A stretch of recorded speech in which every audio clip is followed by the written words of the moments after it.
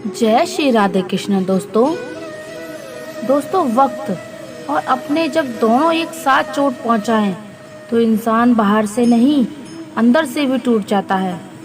आज की जो कहानी आपको सुनाने जा रहे हैं, इस कहानी से हमें ये सीखने को मिलने वाला है कि किस तरह से हम लोगों से धोखा खाने से बच सकते हैं।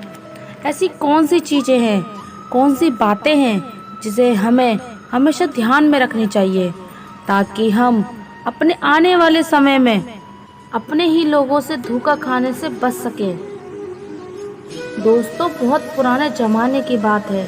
एक गांव में एक युवक रहता था। वह शिकारी था, लेकिन वह दूसरे शिकारियों की तरह नहीं था। उसने अपनी पूरी जिंदगी में कभी किसी जानवर को नहीं मारा था। वह किसी जानवर को मारने के लिए हाथ उठा ही नहीं सकता था। बस उसके पास एक जाल था और एक बांसुरी थी जिससे वह बहुत सुरीली धुन बजाया करता था। वह रोजाना जंगल में जाता और जाल बिछाकर कुछ दूर चला जाता और जाल से कुछ दूर जाकर बांसुरी बजाने लगता। उसकी बांसुरी की मधुर आवाज सुनकर परिंदे उड़ते चले आते। वह इंतजार करता और जैसे ही कोई परिंदा उसके जाल में फंस जाता, रस्सी खींचकर उसे जाल में बंद कर लेता। फिर वह अपने घर चला आता।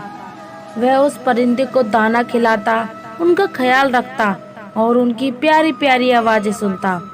जब कभी उसे पैसों की जरूरत पड़ती तो वह उनमें से 2-3 परिंदे बेच देता।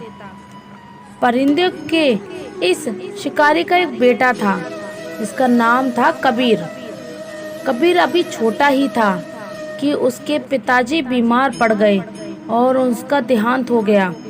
अब कबीर और उसकी अम्मी अब दोनों अकेले रहते थे। उनके पास जो पैसे थे वह जल्द ही खत्म हो गए और उनके पास खाने को कुछ ना रहा। जिंदगी बड़ी मुश्किल से गुजरने लगी। कबीर थोड़ा छोटा था मगर बहुत हिम्मत और साहस वाला था। कामकाज में अपनी अम्मी की मदद करता और जो वक्त मिलता उसमें वह जंगल चला जाता। वहाँ उसके पिताजी परिंदे पकड़ा करते थे। आखिर एक दिन उसने अपनी माँ से कहा कि माँ, मैं अब बच्चा नहीं रहा। अब मैं 16 साल का हो गया हूँ। पिताजी के जाने के बाद आपने बहुत मेहनत की है। अब आप मुझे पिताजी का जाल और बांसुरी ला दीजिए। कल से मैं भी जंगल जाकर परिंदे पकड़ूंगा। उसकी माँ जानती थी कि वह बड़ा बहादुर लड़का है और जंगल का चप्पा चप्पा उसने देख रखा है, इसलिए उसने उसे बांसुरी और जाल लाकर दे दिया। अगली सुबह कबीर जल्दी उठ गया और जंगल में चला गया। उसे न किसी चीज का डर था और न ही ये ख्याल कि रास्ता भूल जाऊंगा, क्योंकि वह जंगल के एक एक हिस्से को पहचानता था। घने जंगल में दूर तक निकल गया और बांसुरी बजाने लगा, लेकिन पूरे दिन में एक परिंदा भी उसने पास न आया। आखिर जंगल में शाम का अंधेरा फैलने लगा तो वह थक कर हार कर खाली हाथ घर लौट कर आया। उसकी माँ जानती थी कि यही होगा। परिंदे पकड़ना इतना आसान नहीं है कि कोई एक ही दिन में ये काम सीख ले। उन्होंने बेटे को तसल्ली दी और समझाया कि बेटे, तुम्हारे पिताजी भी तुरंत परिंदे पकड़ने में माहिर नहीं हुए थे। अभी तुम्हें इस काम को सीखने में बहुत मेहनत करनी पड़ेगी। कबीर हिम्मत हारने वाला नहीं था। उसने मुश्किल वक्त से यह काम जारी रखा। आखिर आहिस्ता आहिस्ता उसे बांसुरी पर खूबसूरत धुनें बजाना, अपने आप को परिंदों से छुपाना और वगैरह हिले झूले सब्र से देर तक बैठना आ गया और परिंदे उसके जाल में फंसने लग गए। हर दिन की तरह वह जंगल जाता और जाल रखकर कुछ दूर चला जाता। कुछ समय बाद उसके जाल में एक बहुत अजीब सा खूबसूरत परिंदा फंस गया। उसके पर 7 रंगों के थे। उसे वह खुशी खुशी अपने घर ले आया और उस परिंदे को एक पिंजरे में बंद कर दिया।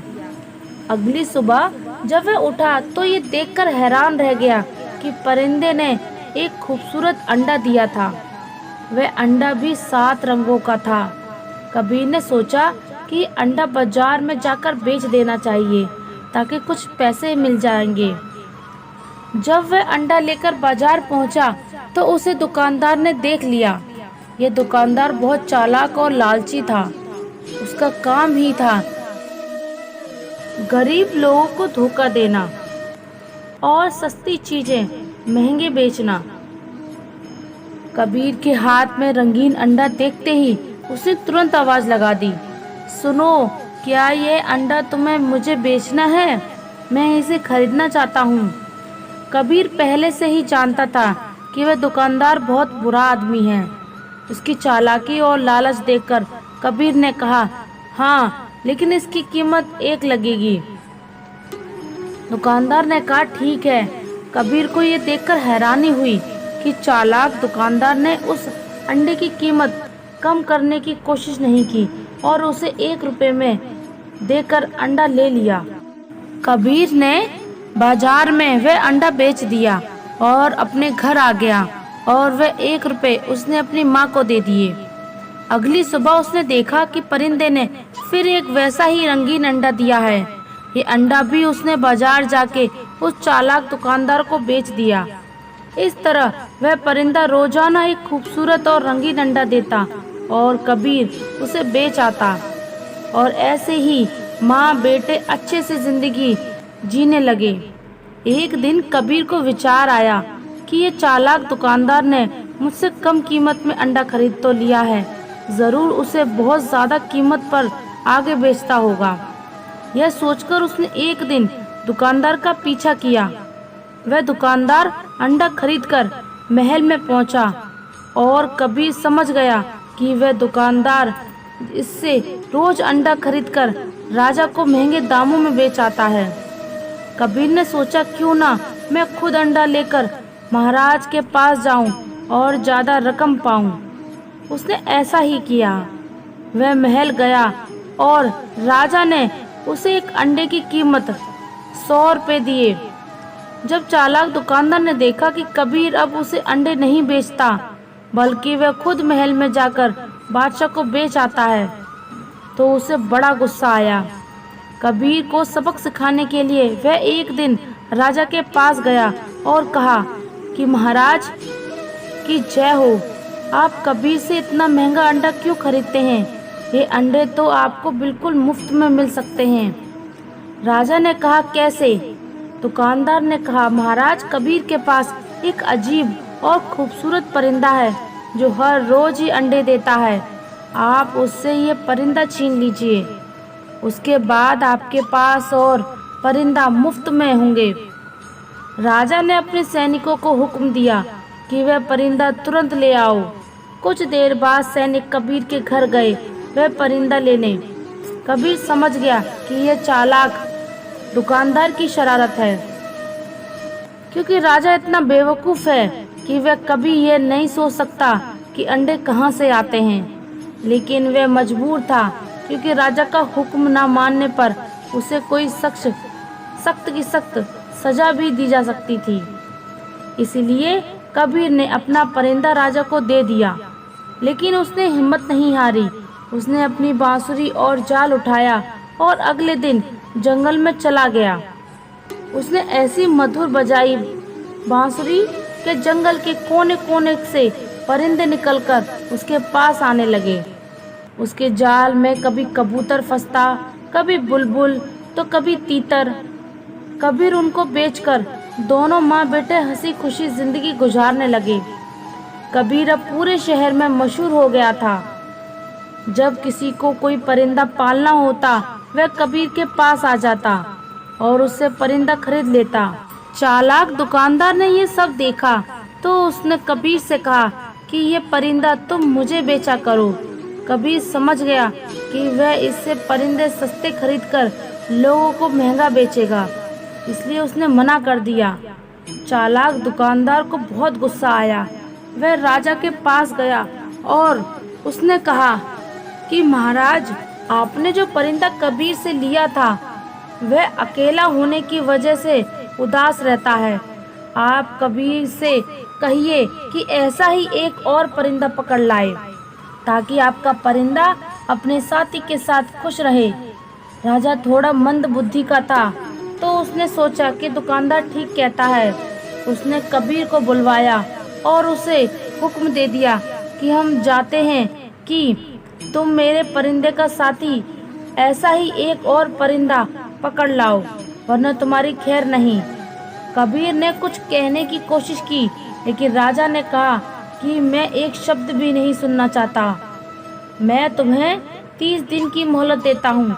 अगर तुम इन 30 दिनों के अंदर अंदर तुम ऐसा ही एक और परिंदा ना लाए तो तुमको जान से मार दिया जाएगा। कबीर परेशान हुआ, लेकिन उसने हौसला रखा। उसके बाद कबीर अपने घर गया और अपनी माँ से सारी बात बताई। कबीर ने अपनी माँ से आशीर्वाद लिया। उसके बाद बांसुरी और जाल लेकर जंगल पहुँच गया। उसने दिन रात एक कर दिया, ऐसा अजीब और गरीब परिंदा ढूंढने के लिए। उसे वह परिंदा कहाँ से मिलता। काफी मेहनत करने के बाद उसकी मेहनत रंग लाई और आखिर उसके जाल में वैसा ही एक और परिंदा फंस गया। कबीर ने तुरंत परिंदा पकड़ लिया और उसे ले जाकर राजा को दे दिया। राजा ने परिंदा तो ले लिया, लेकिन उसने कबीर को एक पैसा भी ना दिया। कबीर समझ गया कि राजा भी दुकानदार की तरह है। फर्क यह है कि वह चालाक है और ये बेवकूफ है। राजा तो परिंदा लेकर खुश हो गया, लेकिन चालाक दुकानदार को बड़ा आया। वह जानता था कि कबीर बहुत बहादुर है और मेहनती लड़का है। वह जरूर एक ना एक दिन उसे बदला लेगा जरूर। उसका ख्याल था कि कबीर दूसरा परिंदा नहीं ला सकेगा और राजा से मरवा देगा, लेकिन उसे उस कबीर से डर लगने लगा कि कहीं वह उसको किसी मुसीबत में ना डाल दे। इसलिए उस दुकानदार ने उसने कबीर को फंसाने की एक और तरकीब सोची। वह राजा के पास पहुंचा और कहने लगा, महाराज, आपको शायद मालूम नहीं कि जो परिंदे आपको कबीर लाकर देता है उनकी जान एक फूल में है। राजा ने पूछा कि वह कैसे। दुकानदार ने कहा कि मैंने बड़े बूढ़ों से सुना है कि ये परिंदे साल में एक बार समन का फूल जरूर सूंघते हैं। अगर ये फूल उनको सूंघने को ना मिले तो ये मर जाते हैं और ये फूल काले देव के बाग में उगते हैं। राजा ने कहा, लेकिन हमारे पास ये फूल कहाँ से आएंगे, क्योंकि काला देव तो अपने बाग में किसी को आने नहीं देता और कोई वहां पहुंच भी जाए तो वह उसे मार डालता है। दुकानदार ने कहा कि महाराज, ये काम तो पूरे नगर में केवल एक ही लड़का कर सकता है। उसका नाम कबीर है। उसे बुलाकर कहिए कि तुरंत समन का फूल लेकर आए। राजा ने फिर वही किया जो दुकानदार ने कहा था, यानी राजा ने कबीर को बुलवाकर कहा कि तुम काले देव के बाग में जाओ और हमारे परिंदों के लिए समन का फूल लेकर आओ, वरना मेरे परिंदे मर जाएंगे। कबीर ने कहा कि महाराज, मैंने अपना परिंदा आपको दे दिया है। आपने कहा उसका साथी लाओ, मैंने वह भी पकड़ कर ला दिया, आपको दे दिया, लेकिन आपका ये आदेश अजीब है। मुझे तो ये मालूम नहीं कि काले देव का बाग कहाँ है। राजा ने जवाब दिया कि यह तो तुम उस दुकानदार से पूछो, उसे सब मालूम है। कबीर ने कहा कि महाराज, अगर दुकानदार इतना ही होशियार है और उसे सब मालूम है तो उससे कहिए कि खुद समन का फूल लेकर आए। राजा ने कहा कि नहीं, दुकानदार कहता है कि सिर्फ तुम ही ये काम कर सकते हो और अगर मेरे मर गए परिंदे तो मैं तुम्हें और तुम्हारी माँ को मरवा दूंगा। कबीर समझ गया कि इस बेवकूफ़ राजा को कुछ कहना दीवार से सर फोड़ने के बराबर है और ये सारी शरारत दुकानदार की ही है। इसलिए वह चुपचाप घर वापस आ गया। उसने दिमाग लड़ाना शुरू कर दिया कि क्या किया जाए। उस शहर में एक बूढ़ा आदमी रहता था। वह बहुत अक्लमंद इंसान था, कबीर उसके पास गया और उससे सब कहानी कह सुनाई और पूछा कि क्या ये सच है कि समन का फूल का कोई ऐसा फूल है जो काले देव के बाग में उगता है और उसे सूंघे बिना वे परिंदे जिंदा नहीं रह सकेंगे। बूढ़े आदमी ने कहा कि हाँ, ये सच है। ये परिंदे साल में एक दिन जरूर ये फूल सूंघते हैं। यहाँ तक कि अगर कहीं दूर पहाड़ियों के इलाके में चले जाएं तो वे बाहर के मौसम में इस फूल के पास ये जरूर आते हैं। इसलिए काला देव अपने बाग में ये फूल जरूर उगाता है। इस तरह ये अजीब परिंदे हर वक्त उसके बाग में रहते हैं। कबीर ने पूछा कि अगर मैं उस बाग में वह फूल तोड़ लाऊं तो क्या परिंदे भी उस फूल के पीछे पीछे आएंगे? बूढ़े आदमी ने कहा कि हाँ, बिल्कुल, लेकिन उस फूल तक पहुंचना बिल्कुल मुश्किल है। उस बाग में एक ही दरवाजा है और उस काले देव के सिवा उसे कोई और खोल सकता नहीं। कबीर ने कहा कि मैं उसे खोल लूंगा, बस मुझे आप उसका पता बता दीजिए।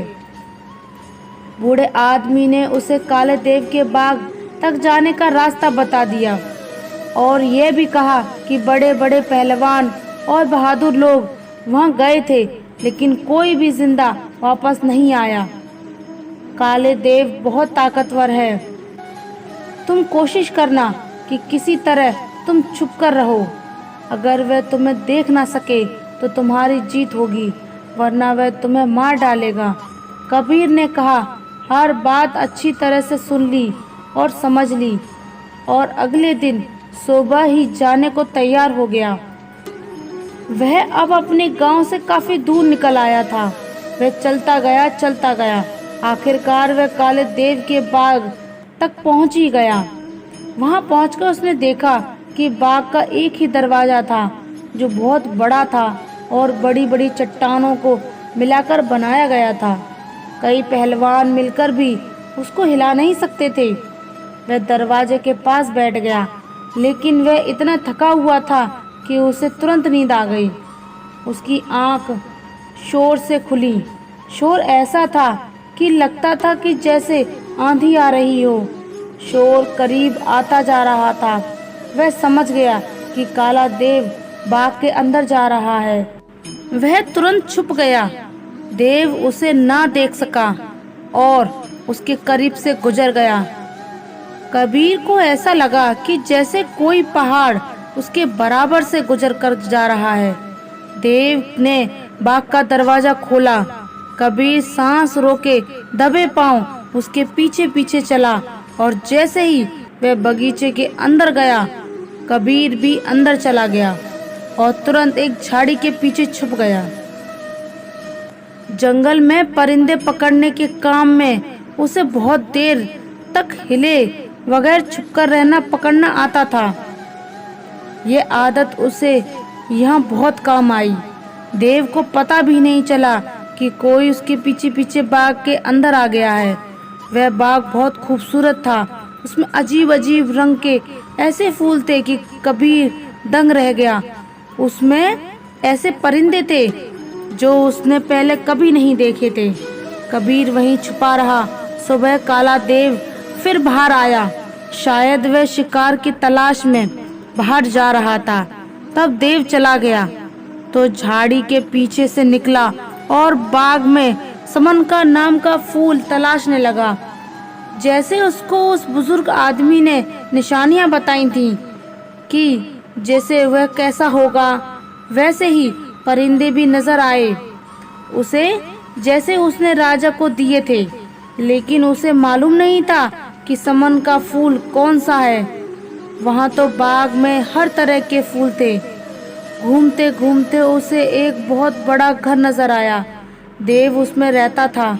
कबीर उसके अंदर चला गया। उस घर में 15 कमरे थे। हर कमरा दूसरे से बढ़कर खूबसूरत था, लेकिन पूरे मकान में कोई नहीं था। आखिर जब वह 15वें कमरे में पहुंचा तो उसे किसी के रोने की आवाज सुनाई दी, लेकिन वहां कोई नहीं था। उसे लगा कि आवाज कालीन के नीचे से आ रही है। उसने कालीन उठाया तो फर्श में एक दरवाज़ा बना हुआ था। उसने दरवाज़ा खोला तो सीढ़ियाँ ज़मीन के अंदर जा रही थीं। वह सीढ़ियाँ उतर कर अंदर चला गया। नीचे एक और अंधेरा था और अंधेरा बहुत ज़्यादा था। अब रोने की आवाज़ तेज हो गई थी। कबीर ने गौर से देखा तो अंधेरे में एक लड़की नजर आई जो टेबल के पीछे बैठकर रो रही थी। उसके लंबे लंबे बाल और वह रो रही थी।